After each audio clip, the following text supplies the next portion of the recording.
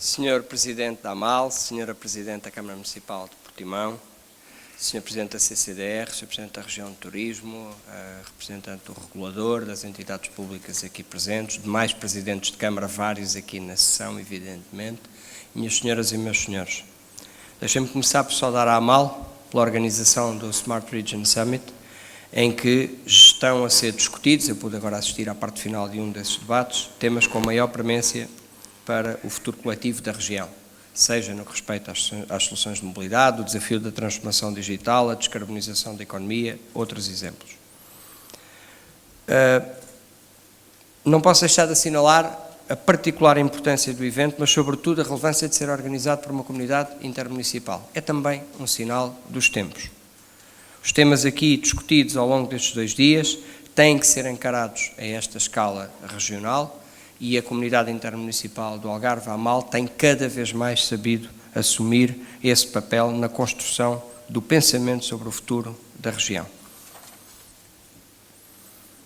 A mobilidade em geral, incluindo obviamente o transporte público, em particular neste caso o transporte público rodoviário de passageiros, tratando-se de uma dimensão essencial para as comunidades e para o seu desenvolvimento económico e social, não pode ser desligada de uma visão mais ampla sobre a região.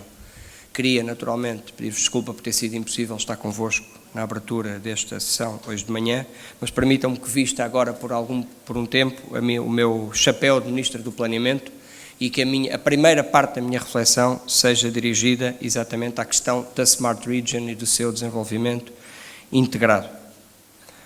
Quando as decisões de política pública têm implicações no futuro de uma comunidade, têm quase sempre, eu diria, em particular neste aspecto da mobilidade, perduram por várias décadas e por isso têm que se perspectivar as suas implicações no futuro, no presente, mas também no futuro. Por todas dou um exemplo e mesmo quando falamos de mobilidade esse tema tem que estar presente, o desafio do envelhecimento da população é um bom exemplo, pois trata-se de uma tendência que devemos antecipar. Numa região como a do Algarve, que procura ser uma região acessível, uma região com um turismo para todos, uma região que aposta também no turismo de saúde, não podemos deixar de apostar, por exemplo, numa mobilidade para todos os cidadãos. Por isso as decisões são para hoje, mas são para amanhã.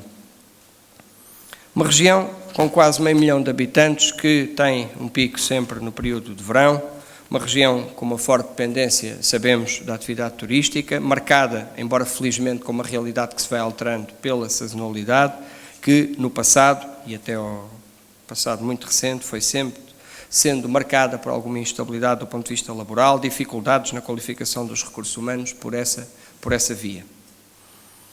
A visão que temos e que temos vindo a partilhar, e cada vez mais com a AMAL, até com a região de turismo, ainda agora trocávamos impressões sobre esta matéria, é a de uma região que tem que depender menos, evidentemente, da sazonalidade do turismo sazonal, tem que ter recursos humanos mais qualificados, tem que valorizar o conhecimento, tem que valorizar outros aspectos fundamentais da sua economia regional, como a economia do mar, tem que apostar na economia digital e tem com certeza que apostar em soluções de mobilidade mais eficientes para residentes e para aqueles que procuram a região.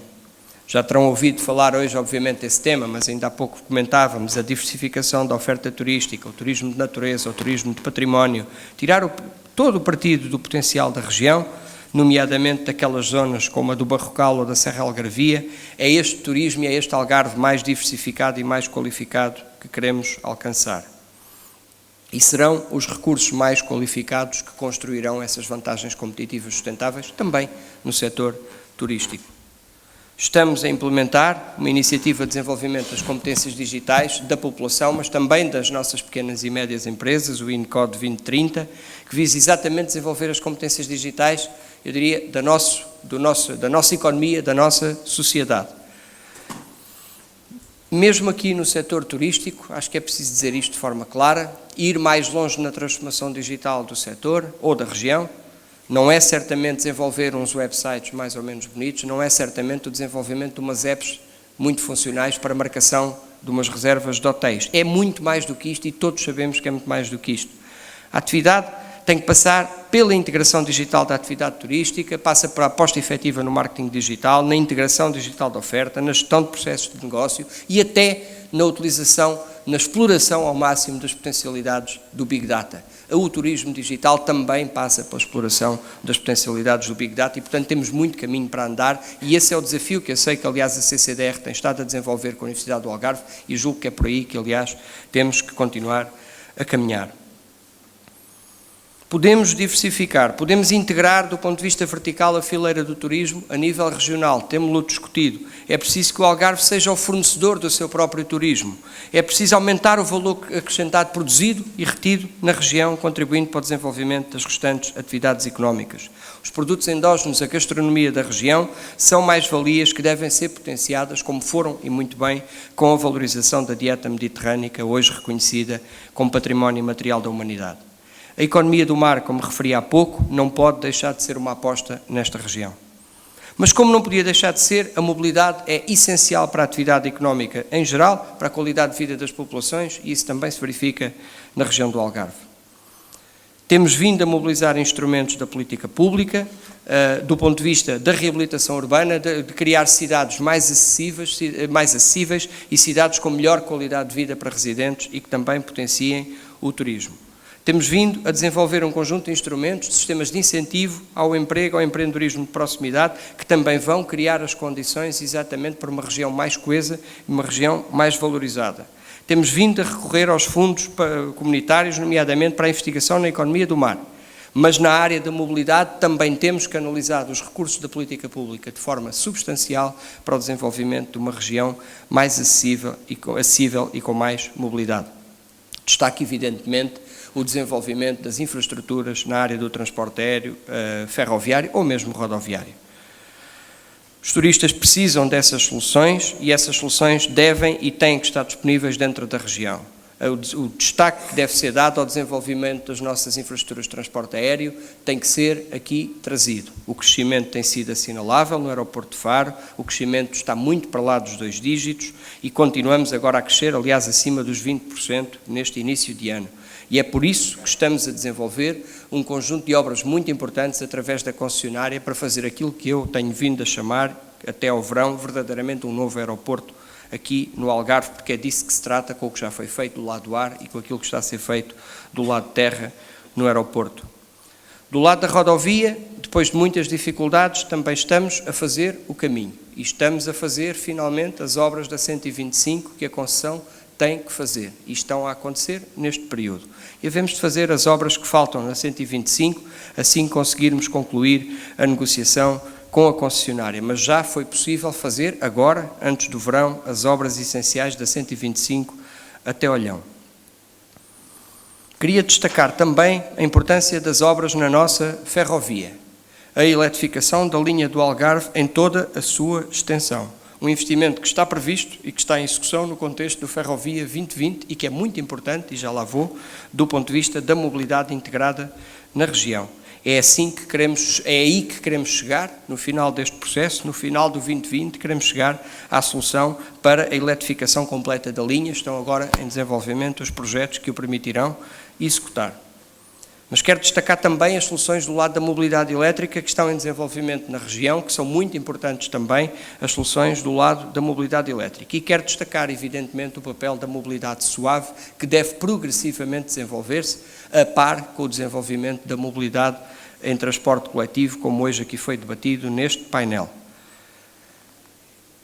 Destaquei numa fase anterior desta minha intervenção a questão da transformação digital e filo propositadamente antes de falar da mobilidade, porque é com isto que quero concluir, do meu ponto de vista, do nosso ponto de vista, a transformação digital há de ser um elemento crucial na própria transformação da mobilidade.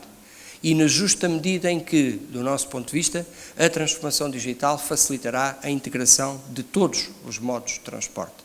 E aqui na região é particularmente evidente, e temos-lo discutido com a AMAL nomeadamente, que o desafio está aí. O desafio está na integração dos modos de transporte e está exatamente nesta nossa capacidade de fazer ligar aquilo que é o investimento que estamos a fazer na ferrovia com uma mobilidade rodoviária coletiva muito mais capilar e obviamente melhor servida pela mobilidade ferroviária e que garante essa integração da mobilidade regional. Acreditamos que a transformação digital será também um passo muito importante para essa integração dos diversos modos de transporte aqui na região. Ao fim e ao cabo, do nosso ponto de vista, dois dos temas, pelo menos, desta sessão, a transformação digital e a promoção da mobilidade, acabam neste sentido por serem duas faces da mesma moeda, porque através das mesmas vamos realizar a intermodalidade, vamos facilitar a vida das pessoas.